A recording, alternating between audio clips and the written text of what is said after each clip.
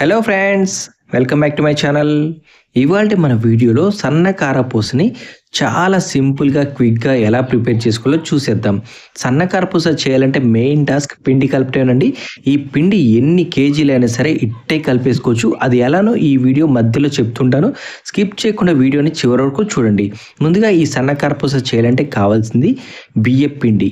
ఈ బియ్యపిండి వేసుకోవటం వల్ల కారపూస క్రిస్పీగా ఉంటుంది. ఈ బియ్యపిండి తీసుకున్న తర్వాత ఇందులోనే కొద్దిగా వాము, జీలకర్ర, పసుపు, ఉప్పు, అలాగే రుచికి సరిపడా కారాన్ని కూడా ఇందులో యాడ్ చేసుకోండి. ఇలా ఇవన్నీ వేసుకున్న తర్వాత ఇందులోనే శనగపిండిని కూడా యాడ్ చేసుకోండి. కారపూస అంటేనే అంతా శనగపిండితోటే చేస్తుంటారు కదండి. అలా కాకుండా శనగపిండి ఎప్పుడైనా సరే 2 డబ్బాలు తీసుకున్నట్టయితే రైస్ ఫ్లోర్ని 1 డబ్బా తీసుకోండి. కొలత కరెక్ట్గా సరిపోతుంది. కారపూస కూడా చాలా క్రిస్పీగా చాలా టేస్టీగా ఉంటుందండి. ఒక్కసారి ఈ రెసిపీని ట్రై చేయండి. ఇలా అంతా కూడా బాగా మిక్స్ చేసుకోండి. ఇలా మిక్స్ చేసుకుంటేనే పిండి అంతా కూడా సమానంగా మిక్స్ అవుతుందండి. ఇలా మిక్స్ చేసుకున్న తర్వాత ఈ పిండి అంతా కూడా ఒక పక్కన పెట్టండి. చెప్పాను కదండి, ఈ కారపూస చేయాలంటే మెయిన్ టాస్క్ పిండి కలపటమే. పిండి అంతా ఇలా కలుపుకున్న తర్వాత దీనిలో వాటర్ ఏమీ యాడ్ చేయకుండా పిండిని కలుపుకోవడం కోసం నేనైతే ఈ గ్రైండర్ని యూజ్ చేస్తున్నానండి. ముందుగా ఈ గ్రైండర్లో పిండి కలపాలి అంటే నేను చూపిస్తున్నట్టుగా ఈ స్టెయిన్లెస్ స్టీల్ జార్కి అంతా కూడా ఆయిల్ని అయితే అప్లై చేయాల్సి ఉంటుందండి. ఎందుకంటే శనగపిండి జిగురు ఎక్కువగా ఉంటుంది. శనగపిండిలో వాటర్ యాడ్ చేసిన తర్వాత శనగపిండి అంతా కూడా ఈ జార్కి అతుక్కొని పోతుందండి. అలాగే కింద స్టోన్ కూడా అతుక్కుంటుంది కాబట్టి ఆయిల్ని అయితే అప్లై చేయాల్సి ఉంటుందండి. అప్లై చేసుకున్న తర్వాత నేను చూపిస్తున్నట్టుగా దీన్ని ఇక్కడ ఇన్స్టాల్ చేయండి. ఇన్స్టాల్ చేసుకున్న తర్వాత మీరు మిషన్ అయితే ఆన్ చేసుకోవాలండి. ముందే పిండిని వేయకూడదు. ముందే పిండి వేశారంటే అది అంతా కూడా స్ట్రక్ అయిపోతుంది. కాబట్టి మీరు ఇది ఇన్స్టాల్ చేసుకున్న తర్వాత మిషన్ ఆన్ చేయండి. ఆన్ చేసుకున్న తర్వాత కొద్దిగా నేను చూపిస్తున్నట్టుగా పిండిని అయితే యాడ్ చేసుకోండి. పిండి అంతా యాడ్ చేసుకున్న తర్వాత ఒక 2 నిమిషాల పాటు ఇలా రొటేట్ చేసిన తర్వాత అప్పుడు ఇందులో కొద్దిగా వాటర్ అయితే యాడ్ చేయాల్సి ఉంటుందండి. మీరు వాటర్ అనేది ఒకేసారి యాడ్ చేస్తే లూజ్ అయిపోతుంది కాబట్టి కొద్దిగా చూస్తూ వాటర్ అయితే యాడ్ చేసుకోండి. మీకు పిండి ఇంకా సాఫ్ట్గా మెత్తగా గ్రైండ్ అవ్వాలి అంటే ఇందులో కొద్దిగా ఆయిల్ని కూడా యాడ్ చేసుకోండి. ఇంకా చాలా బాగా మెత్తగా వస్తుందండి. ఇలా చేసుకున్నట్టయితే మీరు చేత్తో కలిపిన దానికన్నా కూడా చాలా సాఫ్ట్గా నోట్లో వేసుకుంటే ఇట్టే కరిగిపోతుందండి. అంతలా ఉంటుంది మన ఈ పిండి. మీరు కూడా ఒకసారి ట్రై చేయండి. ఇలా చేసినట్టయితే ఎన్ని కేజీల పిండి అయినా సరే కేవలం 10 నిమిషాల్లోనే కలిపేసుకోవచ్చండి. చూసారు కదా, వాటర్ పోస్తున్న కొద్దీ పిండి అయితే ఇలా ఉండల్లా కడుతుందండి.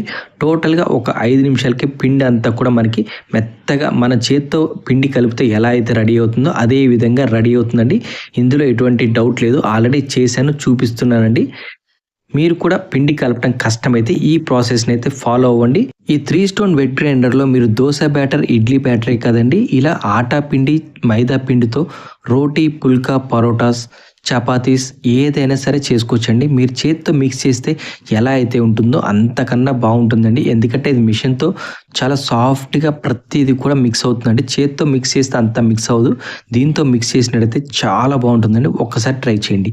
చూసారు కదా, ఫైనల్గా మనకి పిండి అయితే ఇలా రెడీ అవుతుందండి.